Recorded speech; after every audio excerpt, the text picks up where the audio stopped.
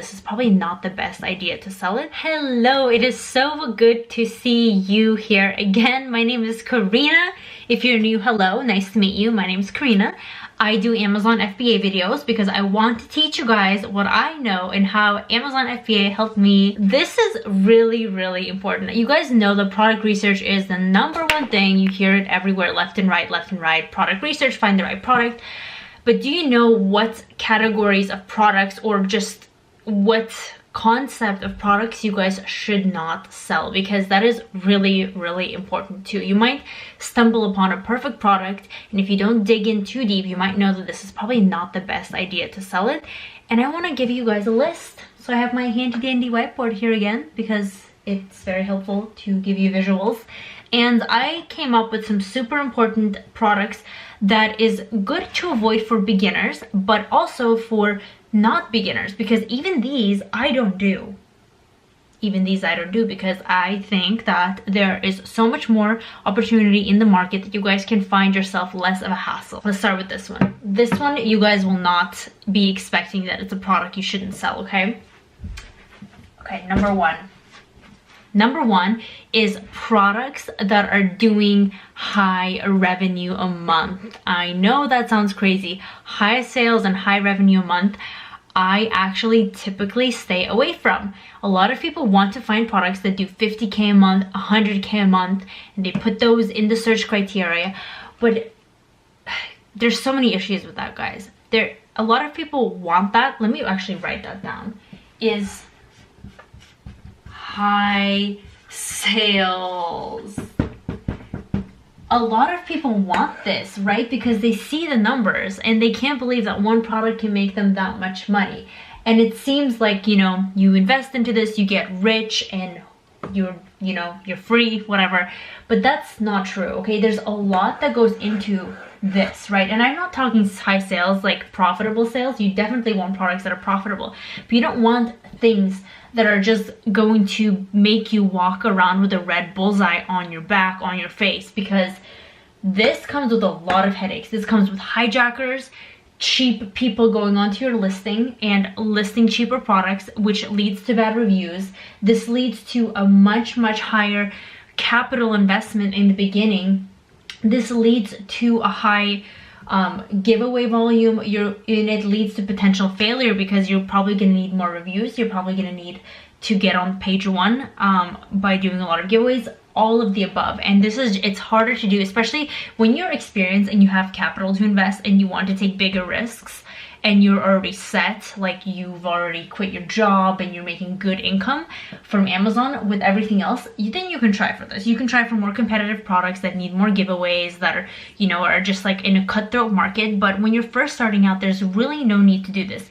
The better strategy is to go after medium products or smaller products that are doing still well in sales and give you a great ROI, but are not going to be so cutthroat, because you can get shut down with this, right? There's like so much nasty competition, and I was actually in a market like that, and I would be getting completely like nasty reviews from competitors. It wasn't even like customers.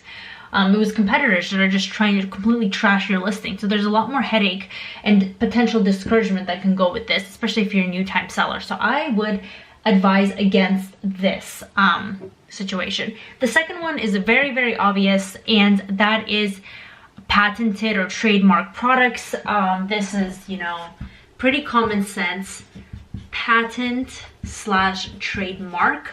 So usually there's a very, very easy way to tell if a product is patented by going and using Google Patents. I have a video on this actually, but what I want to point out is sometimes you might see products that have really, really good sales and really low reviews and not that many people selling it, and you might think that it's a home run and that you're gonna go in there, make a product a little bit better and take a huge part of the market share, which is true if hypothetically that would work. But most of the time, the person who has this product, who patented it, is just lurking and waiting for you to come on there, and then they're gonna submit it to Amazon. You're gonna get shut down, and you're going to have all this inventory that you're not allowed to sell anymore. And the thing is, like, China will let you produce these products. China doesn't care. They don't know if there's a patent. They don't know anything. So they're gonna give you those units. You're gonna ship them to Amazon, and you're gonna sell for like 1 to 2 weeks and then get crushed, right? or trademark. And this means if a brand has a certain name that you're selling under, so you don't want to do that either. You can check this out. Sometimes they're not so obvious, and you do have to search all products that you want to sell for patents. That's just a general standard that you should do. Yeah, okay, so the next one is restricted. Now this is different than patent. Restricted. These are categories that are restricted on Amazon, and you might not know that they're restricted until you unfortunately order inventory and get it to Amazon. There is a way to avoid finding out if your product is not being able to be sold for some reason, and that's by creating a fake listing. I have a whole video on it on my YouTube channel, creating a fake listing to see if it gets flagged on Amazon or anything. But yeah, restricted things like beauty actually used to be, and this is restricted / gated. I want to actually put it all in the same thing. Beauty used to be a gated category actually. Automotive is a gated category, food is a gated category, health and household, certain parts of it is gated. So you really just want to watch out for, you want to call Amazon and check if it's a gated category, if you can sell that product. Now restricted products are products that you don't even know that they're restricted a lot of the times. If you actually read Amazon's terms of service, you will know if they're restricted because it says so on there, but no one ever reads the terms of service. So they might see a product and like go for it and then get shut down again with 1 or 2 weeks. Same with this situation. And this is a great example is lockpick sets. And I know that there's so many references to it, but it's just such a great example because there's like a few people selling it. The reviews are so low, the sales are high, but the only reason is that there's new sellers pretty much every 1 to 2 weeks because everyone that goes on gets shut down. So it looks like it's good sales because people are actually searching for that and they're buying it, but it's a very, very short-lived and you will get flagged and taken down and then you're gonna have all this inventory stuck. So you don't wanna do this. You really wanna double check, read the terms of service too, just so you know, because I read the terms of service. It wasn't fun, but you gotta do it. Before you can break the rules, or should I say bend the rules, you have to know them, right? That sounds bad. Don't break Amazon terms of service. That's just an expression. But anyways, number four, I'm sorry, let's stick the, I literally every time I use this, I always say excuse me for the horrible handwriting because really, what is that? Commodities, okay? What's a commodity, you ask?